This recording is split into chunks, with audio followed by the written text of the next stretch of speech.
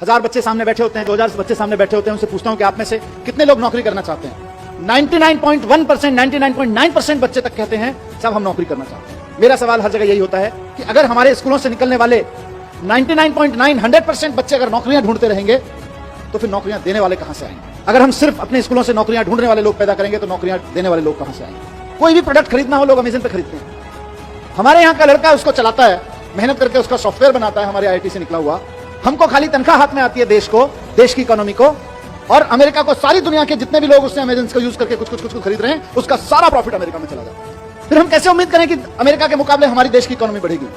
देश की इकोनॉमी को जॉब सीकर्स आगे नहीं बढ़ाते हैं, देश की इकोनॉमी को जॉब प्रोवाइडर्स आगे बढ़ाते हैं। दोनों चीजों में, इकोनॉमी के पॉइंट ऑफ व्यू से भी और जॉब के पॉइंट ऑफ व्यू से भी। और इसको गांठ बांधने में चाहता हूं सारे प्रिंसिपल, सारे टीचर्स, हमारे जितने साथी हैं, जिस वक्त हम देशभक्ति की बात करते हैं ना, कि जब दुश्मन की सेना सामने खड़ी हो तो देश के लिए जान देना देशभक्ति है, लेकिन जब बेरोजगारों की सेना सामने खड़ी हो तो देश के लिए नौकरियां देना देशभक्ति है। आप अपने स्कूलों से देशभक्त पैदा करें, हम खूब 15 अगस्त मनाएं, खूब 26 जनवरी मनाएं, अपने लड़के लड़कियों को तैयार करें देश के लिए जान देने के लिए, लेकिन साथ साथ अपने लड़के लड़कियों को तैयार करें देश को नौकरियां देने के लिए, क्योंकि नौकरियां नहीं रहेंगी तो जितने सुसाइड देश भर में हो जाते हैं उससे कम लोग बॉर्डर पे मारे जाते हैं। अगर बात बॉर्डर की बात करें तो अभी दुश्मन की सेना से जो खतरा है वो तो होता ही है, किसी भी मुल्क को होता है, लेकिन सबसे ज्यादा खतरा देश के नौजवानों को आज बेरोजगारी से है। और बेरोजगारी का मुकाबला करने के लिए हमें देशभक्त पैदा करने पड़ेंगे, ऐसे देशभक्त पैदा करने पड़ेंगे जो हजारों लोगों को नौकरियां दे सके। हम चाहते हैं कि बच्चे का डर निकले, हम चाहते हैं कि बच्चे के अंदर कुछ नया करने की, कुछ बड़ा करने की हिम्मत पैदा हो।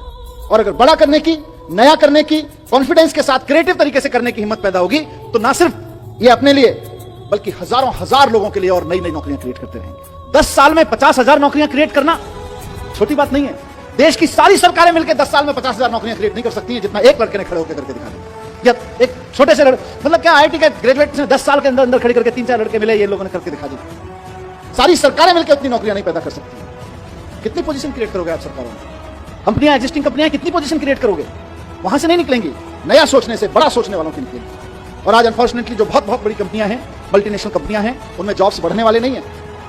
वहां तो जॉब्स बड़े लोगों को आईआईएम से निकलने के बाद, आईआईटी से निकलने के बाद इसलिए दिए जा रहे हैं कि भाई हम आपको 5 लाख रुपए का पैकेज देंगे, आप ऐसा करो कि हमारे यहां से 5,000 लोगों की रिक्वायरमेंट कम कर दो।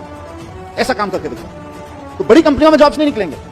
बहुत बड़ी कंपनियां जो मल्टीनेशनल कंपनियां हैं उनमें ज्यादा जॉब नहीं निकलेंगे, वहां तो इसी काम के लिए है। और सबसे बड़ी चीज, नया, आज की तारीख में मार्केट में जो नौकरियां हैं उनके लिए तो हमें बच्चों को तैयार करना ही करना है, लेकिन साथ साथ ऐसी नौकरियां जो आज की तारीख में एग्जिस्ट नहीं करती हैं उनके लिए भी बच्चों को तैयार करना है।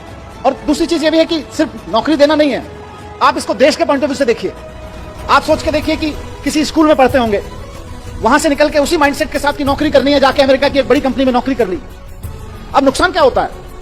नुकसान ये होता है कि हम और आप मिलकर बच्चों पर मेहनत करते हैं, मेहनत करके उसे आईआईटी, आईएम भेजते हैं, उसके बाद अमेरिका की कंपनी में नौकरी करता है, क्योंकि हमारे यहाँ तो नौकरी देने वाले लोग हैं नहीं, नौकरियां बनाने वाले लोग हैं नहीं, नौकरियां प्रोड्यूस करने वाले लोग हैं नहीं, तो वो जाके अमेरिका की किसी कंपनी में नौकरी करता है।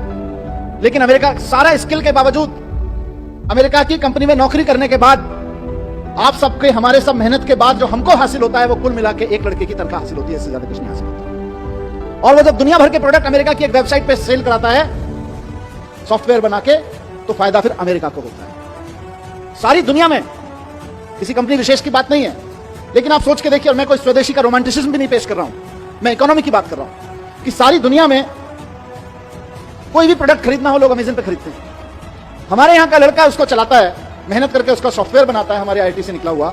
हमको खाली तनख्वाह हाथ में आती है देश को, देश की इकोनॉमी को, और अमेरिका को, सारी दुनिया के जितने भी लोग उससे अमेज़न को यूज करके कुछ खरीद रहे हैं, उसका सारा प्रॉफिट अमेरिका में चला जाता है। फिर हम कैसे उम्मीद करें कि अमेरिका के मुकाबले हमारी देश की इकोनॉमी बढ़ेगी? देश की इकोनॉमी को जॉब सीकर्स आगे नहीं बढ़ाते हैं, देश की इकोनॉमी को जॉब प्रोवाइडर्स आगे बढ़ाते हैं। बहुत बार ऐसा हुआ है कि फॉरेन डेलीगेट्स, वहां के मंत्री, वहां के ऑफिसर, वहां के बिजनेस डेलीगेट्स आके, वहां के यूनिवर्सिटी के प्रोफेसर्स आके मेरे साथ डिस्कस कर रहे हों, और 15, 20, 25 मिनट की बातचीत में जब वो 10-15 मिनट बात अपनी रख लेते हैं और हम अभिभूत होते हैं, यार हमारे पास इतना बढ़िया सैनिटेशन प्लान क्यों नहीं है, हमारे पास इतना बढ़िया ट्रैफिक प्लान क्यों नहीं है। उसके बाद जैसे ही कहीं से एजुकेशन पे बात आती है और एजुकेशन से हैप्पीनेस पे बात आती है, उसके बाद उनका इंटरेस्ट अपना माल बेचने में नहीं होता। फिर बोलते हैं जी हम 3 दिन और हैं, हमें कोई स्कूल दिखा दोगे क्या? क्योंकि सारी दुनिया इस बात से जूझ रही है कि यार हम पढ़ा लिखा तो रहे हैं, हम सक्सेसफुल तो बना रहे हैं बच्चों को, लेकिन हैप्पी नहीं बना रहे। और बंदूकें सिर्फ पाकिस्तान भारत के बॉर्डर पे नहीं तनी हुई है, घर घर में तनी हुई है। उसका सॉल्यूशन दुनिया भर में ढूंढा जा रहा है, सिर्फ यही नहीं, और घर घर के नहीं, अमेरिका जैसे देशों में तो स्कूलों में तनी हुई है। वहां से हैप्पीनेस करिकुलम जब दिल्ली के आप सब टीम एजुकेशन की तरफ से निकलता है और सक्सेसफुली निकलता है, तो पूरे देश का नाम रोशन होता है, पूरे दुनिया के लिए एक सॉल्यूशन मिलता है। उसी तरह से आज एंटरप्रेन्योरशिप कैरिकुलम के बारे में मुझे पूरा भरोसा है कि आने वाले समय में दुनिया की सबसे बेस्ट यूनिवर्सिटीज, दुनिया के सबसे बेस्ट स्कूल्स जो इस बात को लेकर बहुत कॉन्फिडेंट है कि आप हमारे यहां बच्चा भेज के देखिए, हम ये सुनिश्चित कर देंगे कि बच्चा किसी भी मैथमेटिकल कैलकुलेशन में गलती नहीं करेगा। हम ये सुनिश्चित कर देंगे कि बच्चा किसी भी ग्रामर, किसी भी ह्यूमैनिटी के सब्जेक्ट के किसी भी कैरिकुलम में गलती नहीं करेगा। वो इस बात को समझेंगे कि हमने बच्चे को स्किल्स तो दे दी, नॉलेज तो दे दी, पर उस नॉलेज का बच्चा क्या करे, उस नॉलेज के सहारे अपनी जिंदगी कैसे जिए और दूसरों को जीने में मदद कैसे करे, उसको अगर अप्लाई करना है तो एंटरप्रेन्योरशिप कैरिकुलम को समझना पड़ेगा, एंटरप्रेन्योरशिप माइंडसेट को समझना पड़ेगा। और मैं बड़ी बड़ी बातें छोड़ दीजिए, दुनिया देखे ना देखे, हमें तो अपनी प्रॉब्लम भी तो देखनी है। हमारी अपनी प्रॉब्लम्स कितनी है? हमारी प्रॉब्लम्स हैं कि आज हमारे यहां लड़के लड़कियों को हम बहुत अच्छा पढ़ा के उनके हाथ में डिग्रियां दे रहे हैं, लेकिन उनकी बेचारों की स्थिति यह है कि देश के किसी भी कोने में अगर किसी सरकारी डिपार्टमेंट में चपरासी भी की नौकरी निकलती है तो पीएचडी, पोस्ट ग्रेजुएट, ग्रेजुएट लड़कियों की लाइन लगी होती है। 3-3, 4-4 हजार बच्चे उसके लिए अप्लाई करते हैं, लाखों लोग उसके लिए अप्लाई करते हैं। क्यों? क्योंकि हमने पीएचडी की डिग्री तो दे दी, नॉलेज तो दे दी, पोस्ट ग्रेजुएशन की डिग्री तो दे दी, नॉलेज तो दे दी, ग्रेजुएशन की डिग्री, नॉलेज तो दे दी, लेकिन उसका करना क्या है ये नहीं दिया। उस नॉलेज के बेस पे मैं क्या कर सकता हूं ये नहीं दिया। इस नॉलेज के बेस पे क्या कर सकते हैं, इसी का नाम एंटरप्रेन्योरशिप कैरिकुलम है, इसी का नाम एंटरप्रेन्योरशिप माइंडसेट है। तो हमारे देश की सबसे बड़ी समस्या जो अनएम्प्लॉयमेंट है आज की तारीख में, उसका समाधान इससे निकलने वाला है कि अगर 1% बच्चे भी आगे बढ़ के एक्चुअली एंटरप्रेन्योर्स बनने की दिशा में चल पड़े तो इंडिया को सुपर पावर बनने से कोई नहीं रोक सकता। सुपर पावर बनने से अभी सचिन बंसल जी जैसा जिक्र कर रहे थे कि आईआईटी से निकलने के बाद इनके पास में जीने के 2 तरीके थे। एक तरीका यह था कि ये नौकरी कर लें किसी बड़ी कंपनी में, और दूसरा तरीका यह था कि कोई अपना काम कर लें छोटा मोटा, जैसा भी छोटा मोटा से शुरुआत करें।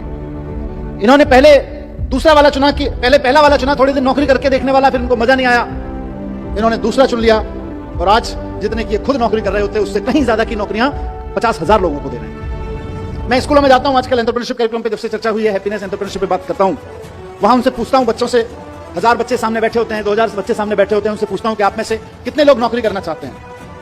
आप में से कई स्कूलों में आके मैंने प्रयोग किया है, 99.1%, 99.9% बच्चे तक कहते हैं साहब हम नौकरी करना चाहते हैं।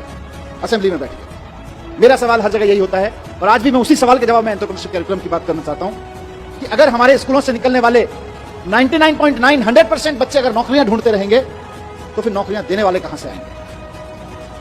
अगर हम सिर्फ अपने स्कूलों से नौकरियां ढूंढने वाले लोग पैदा करेंगे तो नौकरियां देने वाले लोग कहां से आएंगे?